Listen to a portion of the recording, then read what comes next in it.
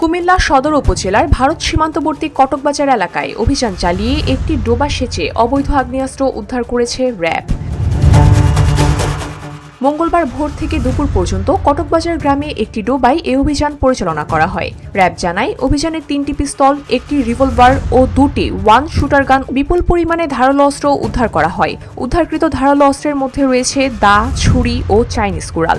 এসব অস্ত্র 2টি বস্তায় মোড়ানো অবস্থায় পাওয়া যায়।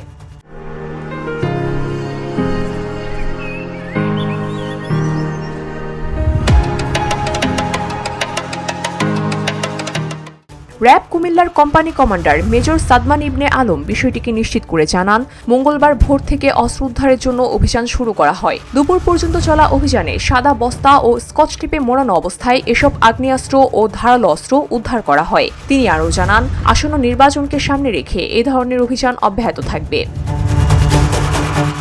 উদ্ধারকৃত ডোবাটি ভারত সীমান্ত থেকে প্রায় 350 মিটার দূরত্বে অবস্থিত।